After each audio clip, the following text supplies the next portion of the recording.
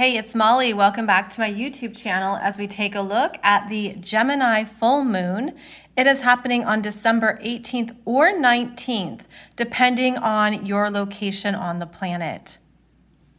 So here is the chart for this Gemini Full Moon, and we have the moon right here at 27 degrees of Gemini, and you can see that it is opposing the sun at 27 degrees of Sagittarius. Now, what is significant here is that the sun is conjunct the Galactic Center, which is at 27 degrees of Sagittarius, and this conjunction happens once a year. So this is a time when the sun is infused with the energy of the Galactic Center, which is higher consciousness, expansiveness, going beyond what we've known or understood and opening up to new messages, new frequencies, and new energies coming through into our solar system and connecting with the sun.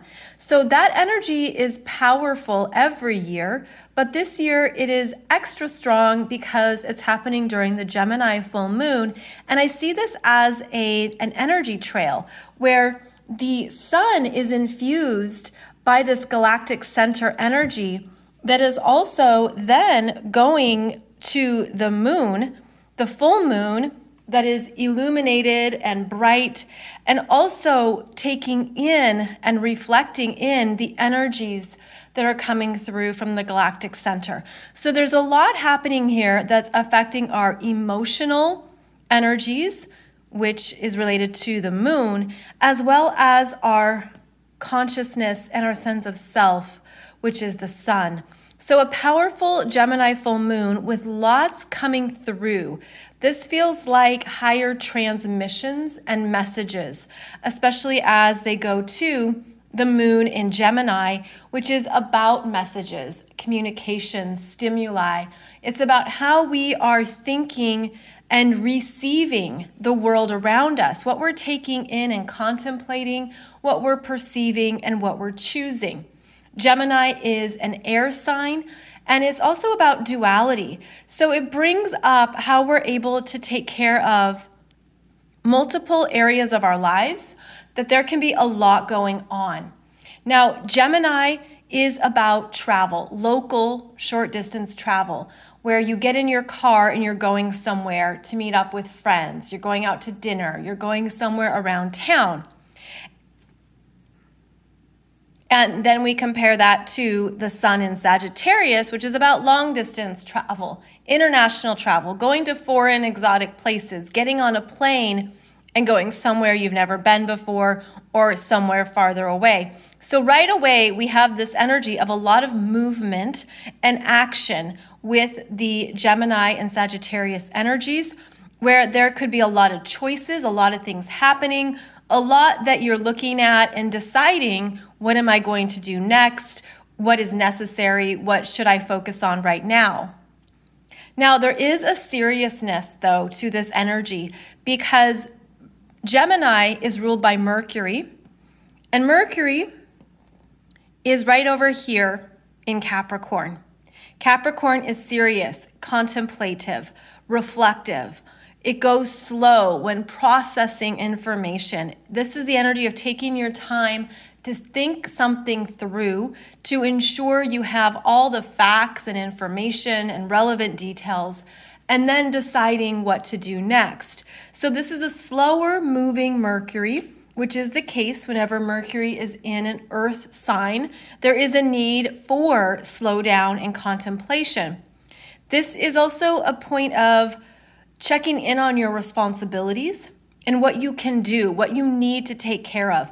So even though there's a lot of action and movement here, under the surface, there's a sense of what you're wanting to accomplish and get done, perhaps before the end of the year. Perhaps something that is right in front of you, that there's a deadline or there's something you're looking to get off your desk. There's commitments and responsibilities here that require us to be very aware of what we're doing with our time. So that could be a strong energy you're feeling is, what am I doing today that matters?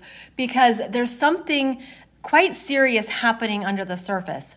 Now, this Mercury is actually connecting with two other important energies. So it is receiving a square from this Chiron at 8 degrees of Aries. This is stationary, as in it's stationing direct. Chiron is stationing direct during this Gemini full moon, which makes its energy more prominent and more significant, especially as it interacts with the ruling planet, Mercury. Now, this is a square, and it signifies perhaps some type of ouch, disappointment, cancellation to the plans. And that's because this Chiron in Aries is about the self and what you want and what matters to you. And as this energy stations direct, it's revealing what you've been working on or working through. And I've done a few podcasts on this energy, so I'm not going to repeat myself here. But it could be that you're seeing something in a new light and in a different way. As Chiron stations direct, it's a turning point to a healing theme. So that's great, right? That's important. But the square to this Mercury is a no. There could be a no here, but it feels like a minor no. So what I mean is, because Mercury is about your daily plans, it's sort of like a last minute cancellation. Your friend can't make it to dinner, or some people can't come to the event, or the details are changed, or the weather is bad. There's some type of cancellation energy here. A no, a disappointment, a decline. It's not matching up. So that can happen around this full moon as we'll call it a momentary disappointment. But then we have this Mars at 4 degrees of Sag that is making a trine to Chiron. And that's the energy of, well, let's go ahead and do what we were going to do anyways. Let's just make it happen. Let's make the most out of it. Let's just do what we were going to do, because this Mars in Sag wants to go for it. And that's the case whenever Mars is in a fire sign. So he's motivated, inspired, and he doesn't want this Mercury in Capricorn to dampen the mood, so to speak. So even if there's something that is a no, a cancellation, a delay, a change of plans, this Mars wants to see something through and still wants to make it happen. Now, the other support, though, that's coming through for this Mercury in Capricorn is that it is receiving a trine from this Uranus at 11 degrees of Taurus retrograde. So this trine to Mercury would be something else shows up. Something else comes through, whether that's a new version of an event or a gathering, or something else happens that's unexpected, but it makes things still come together.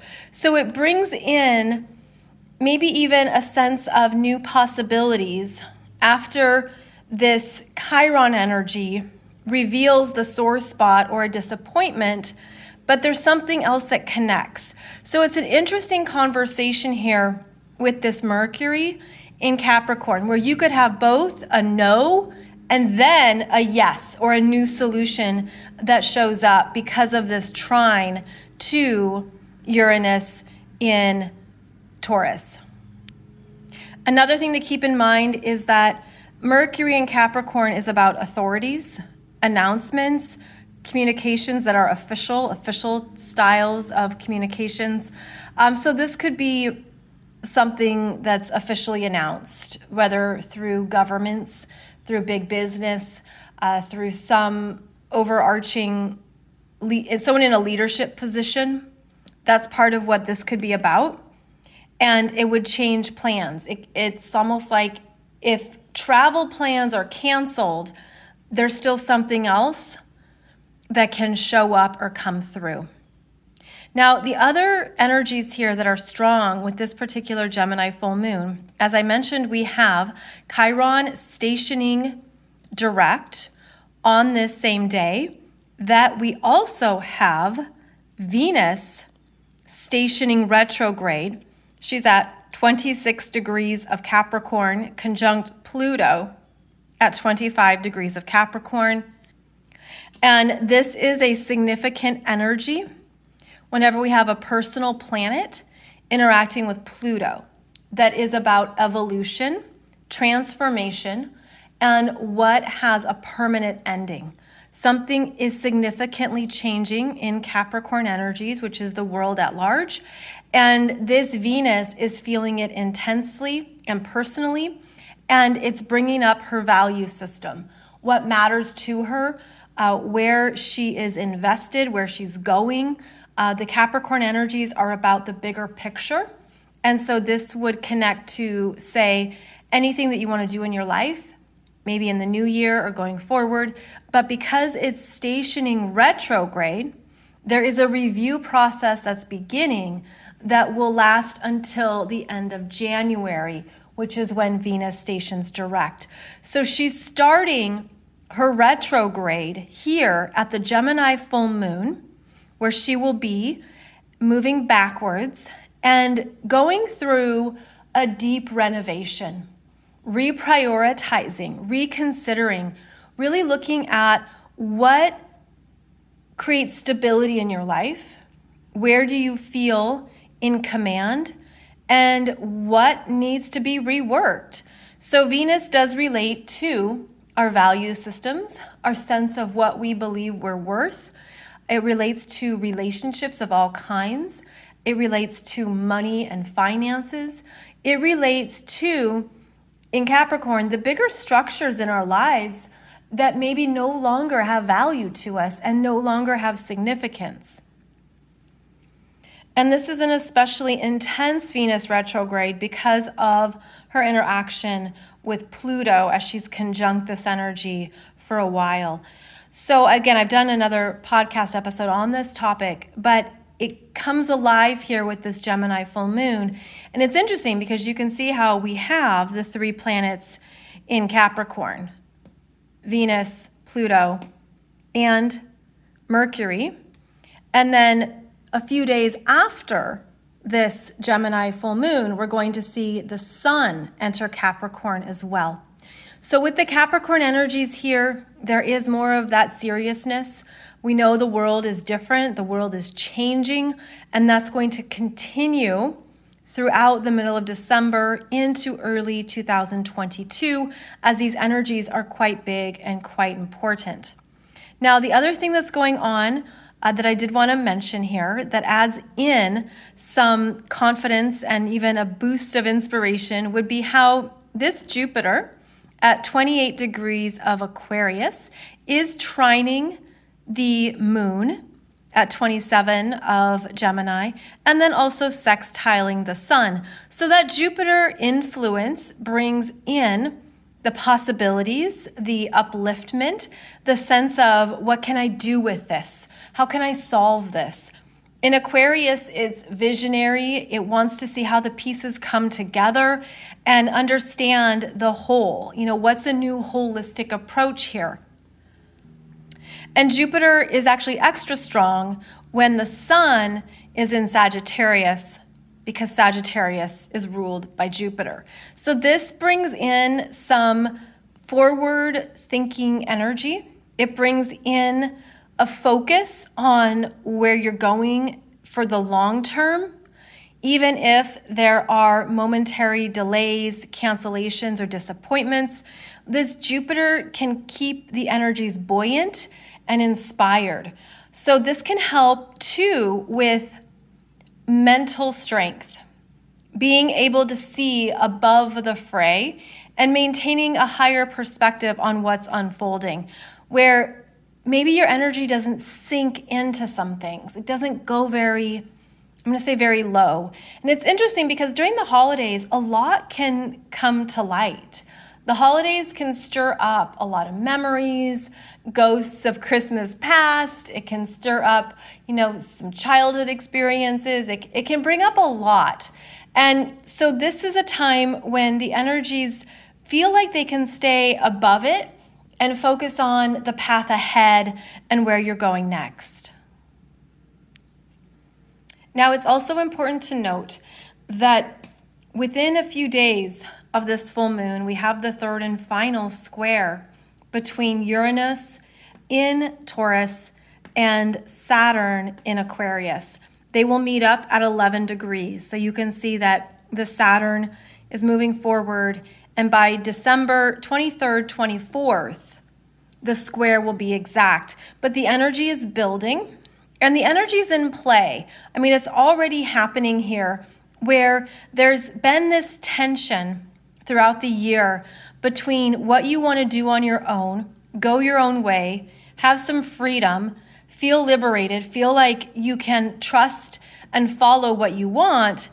But then there's the commitments, the things you have to take care of, your responsibilities, whether those are responsibilities to other people or just things that are practical considerations that you have to stay mindful of. So there's been this tension throughout the year, and it is growing and increasing here, especially after this Gemini full moon. And I suppose overall, this chart, the energy of this chart is about turning points. There's numerous turning points here between where you've been and where you're going next, where you're ready to go forward into a new reality in your life, a new potential, a new possibility, where you've learned a lot this year. There's been a lot of healing required, and it could even feel like you've been stuck in something.